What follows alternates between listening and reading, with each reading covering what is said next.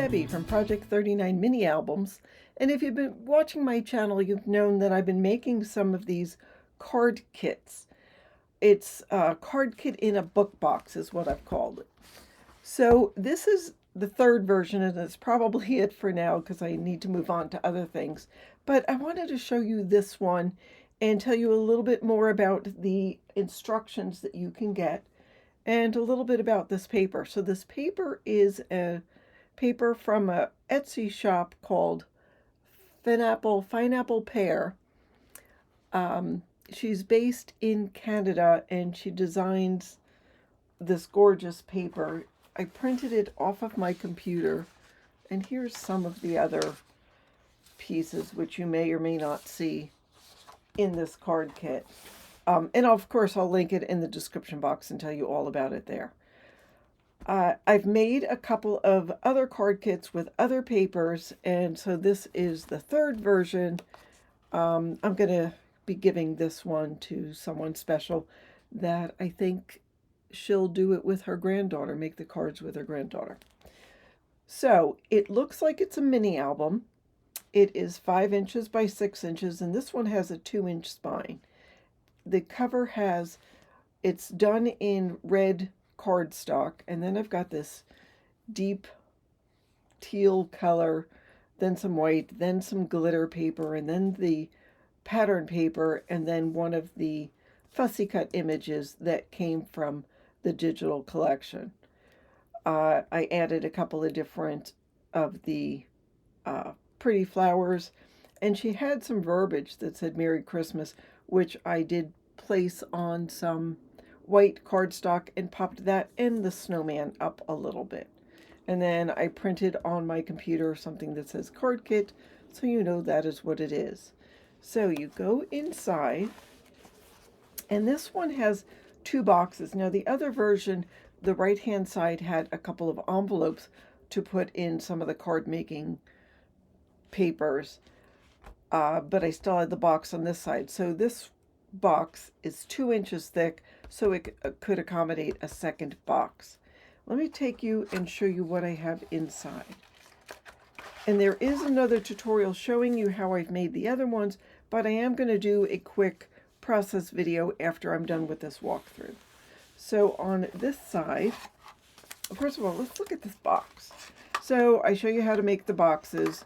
These are really cute. This one does not stay closed, but you know, if you're giving it away as a gift, you can get these.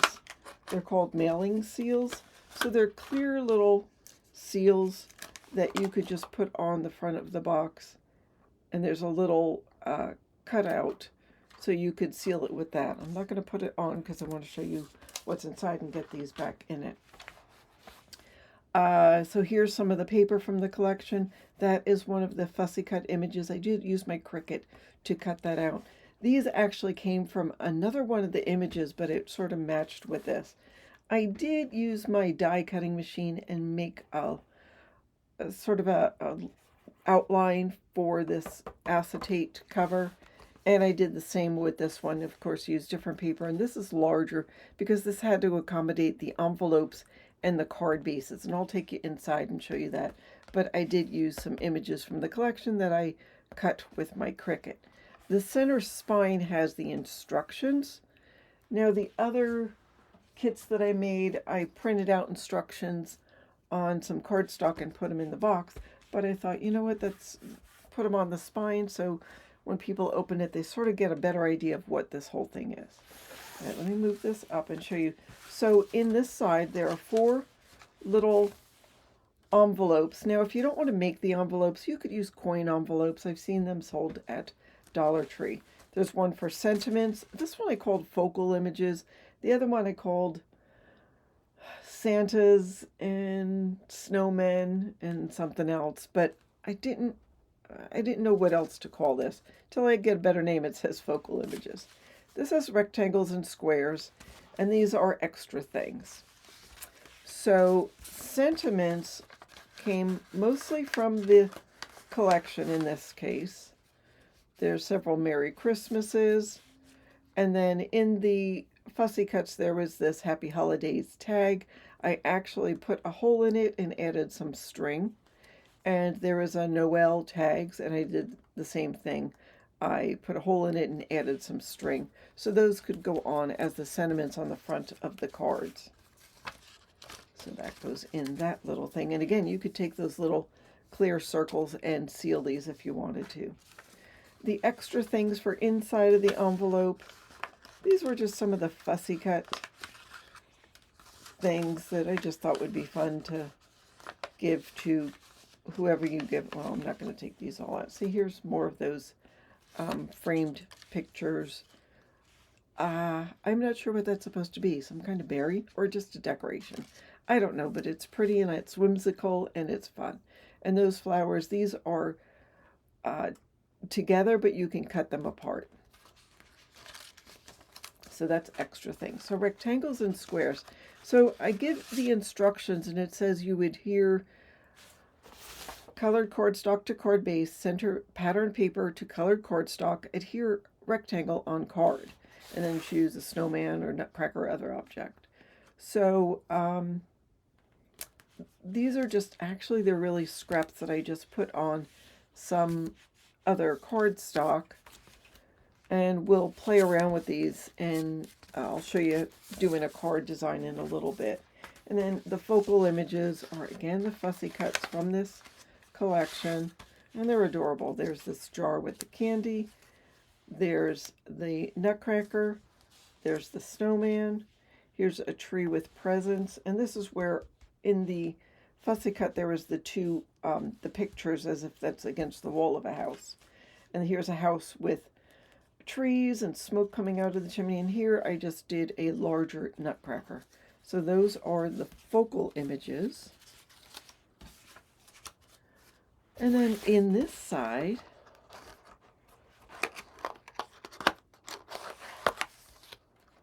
we have pattern paper, so cardstock, I know it's metallic, card bases and envelopes. So there's 6 in all, so you can make 6 cards, and they are just basically 4 1/4 by 5 1/2, but I did print out and put inside a couple of sentiments. There's that one. And I know I had 2 different sentiments. Oh, just thinking of you this holiday season. So that is what's inside. And again, I'll move this inside. Here's the envelopes. Again, there's 6. Now I said cardstock just because I wanted it to be clear. I just thought it would be fun to do something with this metallic. So if you were to be making this, you would take glue and glue this on, and then take one of the pattern papers. And I've got 7 or 8 of them here, so there's more than enough. And if you wanted to play around with the designs, you could. So you glue that onto the cardstock, and then you take a square or rectangle, so we'll take this one, we'll put that there, and then you take a focal image and put on like that, and then a sentiment. I'll put those all back in here. So let's take Happy Holidays. So that's all you need to do to make a card. Now I do suggest, and I wrote it down in here, to arrange it first to see how it looks on the card base. Of course, everything's moving around because I don't have glue. But it's really simple, and it actually is a good lesson for budding card makers to try to, look at this. Isn't he cool? Maybe we could put this sideways. Maybe not. But he could go here, and then add the Happy Holidays there. I don't know, however you want to do it. But anyhow, there is enough to make 6 cards, and there are extra things to put inside the card or the envelope. So if you wanted to put a flower on his head or, whatever. Now, sometimes you have kids that don't want the instructions, and that's quite all right. It is okay to let kids use their imagination to do things, but sometimes you want to give this, maybe not to kids, but to adults who don't do card making. So wouldn't it be fun to give to somebody and share your love of paper crafting with them. And then you could do other things besides this. You could give them maybe some glitter glue and let them play with glitter glue. You could do some enamel dots, maybe some ribbon or some bows, all sorts of things. And I'll put this here. So anyhow, it's a pretty easy and fun craft. I could see people getting together after Thanksgiving and everybody sitting around and making a card. And then the hostess could have 6 cards to send out at the end of the evening. All right, let me put these back in the folder. And then let me show you how I made this really quick. I'm going to do a voiceover because I put everything together. So I will do that. And I will also tell you, because I just hit 10,000 subscribers on my YouTube channel, I am giving away the cutting guide in my coffee shop. So there is a link in the description box if you'd like to get that free, to thank everyone for being supporters. Please subscribe if you have not already subscribed, but go ahead and head over and maybe make some of these to give out at Thanksgiving for an after dinner thing, or maybe before dinner. Give them out to all the kids that are there and they can have fun making cards. So let me get started with the process video and I'll finish up and tell you anything else that I forgot. All right, so I'm going to do this with a voiceover. I've already done a video on this. There is a cutting guide, so unless you want to stop the video to get the measurements, which you can go to my coffee shop, which is listed below, and get your free cutting guide. So I am covering 2 chipboard pieces. They're 5 by 6 pieces of medium weight chipboard with pieces of cardstock, red cardstock. Now in the other ones I didn't cover it with cardstock. I just used the pattern paper, but I really love the red with the paper collection that I used, so I wanted to use the red. So I'm covering this piece of chipboard. The chipboard's 5 by 6, so the pattern paper to cover it is 7 by 8. So you have 1 inch on each side. And then you saw I cut out the corner squares and just folded it over. Now for the spine, it's 2 inches by 6. I'm putting it on a piece of cardstock that needs to be about 5.5 by 8. I'm folding it, and instead of just cutting out the corners and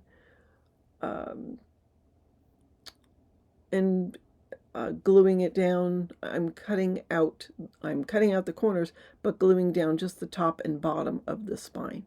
So I'll just add some liquid adhesive here. It is the Designer Dries Clear Glue from the Art Glitter Institute. And I'm just burnishing. I'll add a little bit of glue to that side flap. And then again, I'm burnishing so the cardstock sticks to the edge of the chipboard, and I'm going to let it dry that way. I'm going to cover this last piece of cardstock and do it the same way. While I'm covering this, I will tell you that the reason I was giving away this cutting file is because on my YouTube channel, I have finally reached 10,000 subscribers. And so I wanted to take a second and thank you all for those who have joined along with me a long time ago, and welcome to those who are new. I do mainly mini albums, and I live and travel and craft from my RV. So digitals are a great solution. So if I am in a place where I'm not able to get mail, then I can always use a digital print. But even if I'm stationary, there's some fabulous digitals out there. And I've had my eye on this Fineapple pear Christmas collection for a while. I think I will be using some more of her collections. What I like about it is she designs them herself, and I mean, it's real art. All right, so I'm taking the cover and gluing it onto the spine. Now, I did not discover this, I did not invent this method of covering a mini album. This came from a gal named Tamara Merrill, and it's called the lay flat cover method. Now I'll also take a piece of cardstock and put inside just to strengthen up that inside spine. This is just 5 7/8 by maybe about 5 inches. I forget what I said, but it's just enough to cover that and give it a good strong base. So I will glue, I'll burnish in those indentations. I will let this dry flat while I work on other parts. I'm going to cover this. Here's the pattern paper. Now I used a little bit of ATG to glue that little label down. You can see they're still on there, but no big deal. I'm going to cover it. So this is just an 1/8 inch smaller than the cover. So I'll put that down. It's really more of a teal turquoise. I know it looks blue here, but it's got a little more teal to it. So I'll cover the back cover as well. And there's really just a 1/16 of an inch allowance around that, so I had to make sure it went on perfectly. And the spine is just about 2 inches by 5 7/8. And I'll burnish that and then work on the inside. So I chose some different paper for the inside. I love this blue with the candy. Now, that actually is blue. I had printed it on one side and my printer messed up, so I flipped it over and printed it on the other side. Now I'm going to put down a piece of white cardstock on the front. And on top of that, I am using some glitter paper. I'm just layering some things on the front so I can get a really nice picture. I liked having that little white border between the glitter paper and the other cardstock. So here's my 4th layer, I think. And I am using double-sided permanent adhesive to put this down on top of the glitter paper, just because sometimes it doesn't stick on glitter paper. And I know that's the guy I'm going to put on the cover, but I'm not going to do that yet. So that I had for the spine, you saw for a second, is actually the instructions as you saw in the preview. I'm going to put that on later. I'm not going to tell you the measurements of this because it is in the cutting guide. If you wanted to, you could stop the video and get it and write it down. And I've also done 2 other videos with the measurements for this box. Now I will slow down when I do the box for the right-hand side because that's a different measurement and I haven't discussed that. I am going to round the corners of this top piece. I'm just cutting slits on all the bottom pieces. I'll fold in this one top piece, I'll glue it down. And then I was going to take a little piece of scrap chipboard and start cutting around it, but I said, nope, can't do it. I have to add my pattern paper. So I have to make sure I get the front on it. And so I'll add pattern paper to cover this box. It helps strengthen it. And plus you can see some of that red showing through. Not sure I'm nuts about that right here, but you know, when it's all said and done, it's going to look fine. Yeah, so I cut 5 pieces. Now the box is 1 inch thick, so these pieces are 7/8 of an inch. I didn't put any on that 1/2 inch little tab at the top, but I could. So now I'm taking this 3 by 3.5 piece of scrap chipboard. I'm using a craft knife and cutting through 2, 3, or even 4 layers of cardstock right here. So that's why I have to go through several times. And then once I get it down, there we go. I have a little piece of acetate that I am going to put down with some, it's 1/8 inch thick double-sided permanent adhesive. So with acetate, since it's not porous, it's good to use the double-sided adhesive. But when I'm doing the little envelopes later on, I just use glue. So, and that art glitter glue really holds acetate, so I could have done that. So now I'm going to fold and burnish on all of the score lines now that I've got everything down. And I'm going to glue everything together. And this makes a fabulous box. Just fold that down, add glue on the bottom. All right, I'm putting my bone folder inside. Then I take my ruler and put it inside just to hit the bottom. And there we go. Add little slits on each side of that 1/2 inch tab. But it doesn't work perfectly for me. I have to figure that out, but maybe you have better luck or know the trick to it. Okay, so here's the right side box. Let me tell you the measurements. So this piece of cardstock is 11 by 8 1/8. With the 11-inch side at the top, you're going to score at 7/8, 5 3/8, 6 1/4, and 10 3/4. Now I forgot this paper is actually 8 1/8 by 12. I take it over to trim it down. In the meantime, you can see on the left-hand side is some of that cutting guide. So that is what you can get for free from my Ko-fi shop. It's just a couple of pages, but it gives you all the measurements.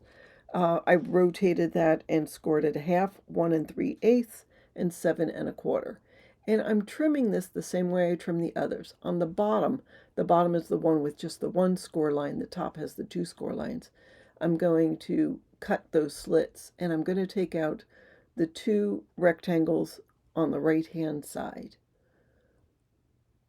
I'm cutting slits on the top of the box. You go through that first score line and stop at the second score line.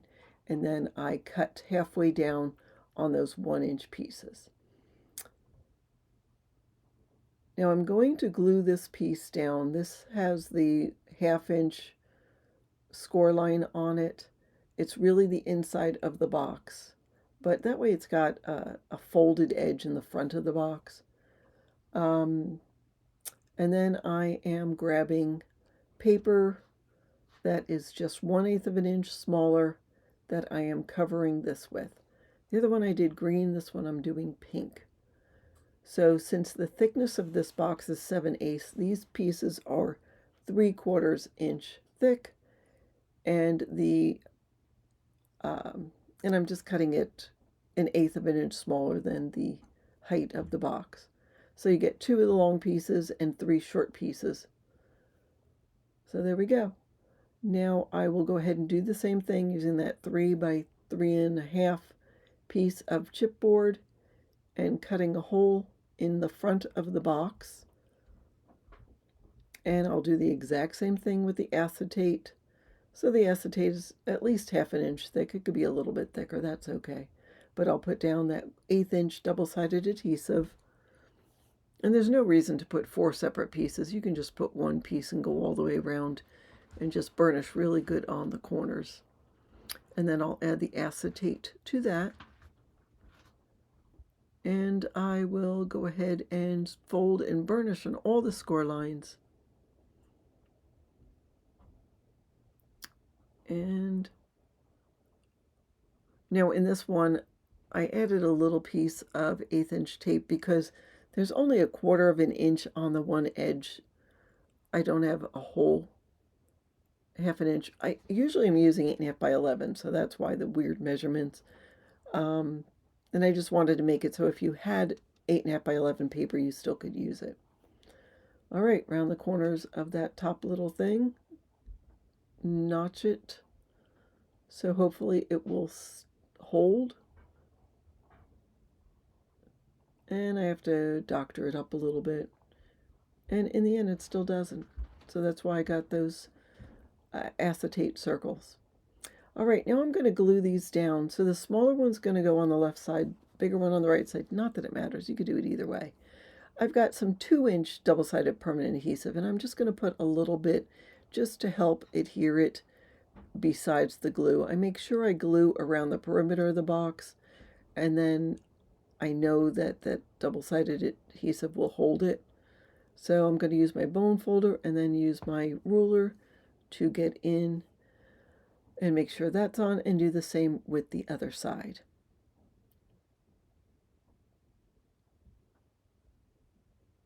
I mean, the colors are really great, but I wanted to use some plainer patterns for these boxes. I still doctor them up a little bit, so you'll see. So that's basically it. Yeah, I'm messing around with that corner again, trying to figure out what I did wrong. Now, I made little envelopes to put in the small box on the left-hand side. To make the envelopes, I printed out some of this paper on just plain copy paper. And so I have a 5.5 by 8-inch piece with the 8-inch side at the top, score at 2.5 and 6, rotate and score at 3/4 and 4. Now I'm going to cut off all 4 corner tabs and miter the remaining pieces.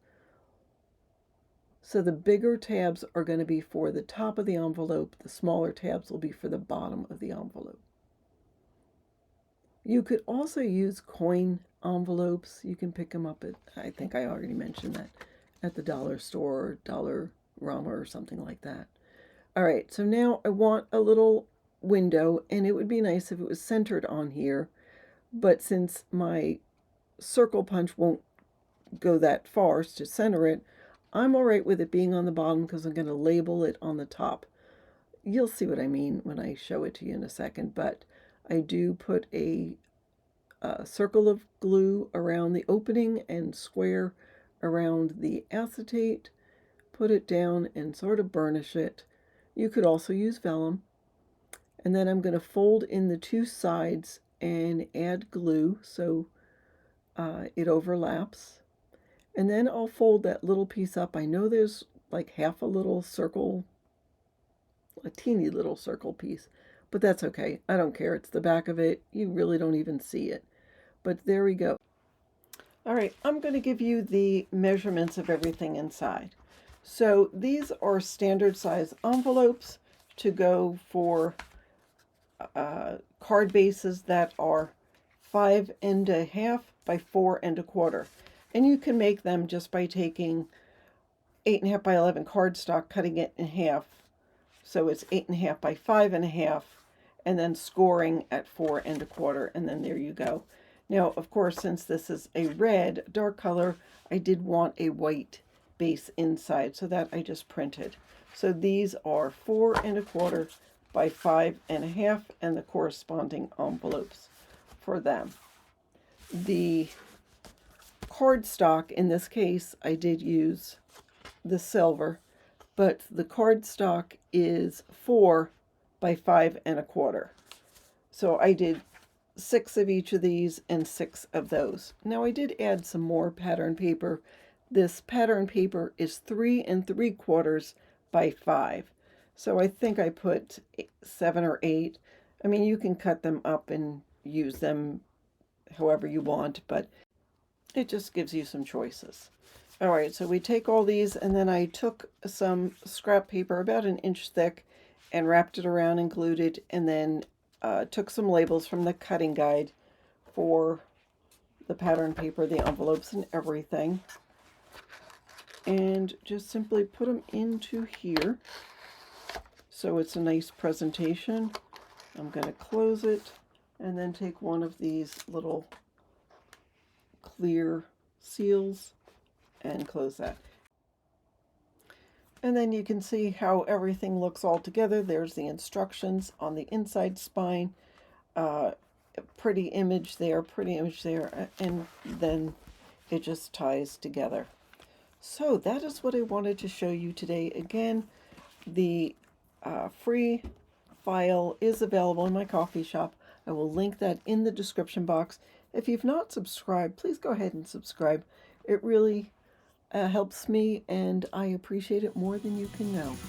Thank you again for watching, and have a fabulous day.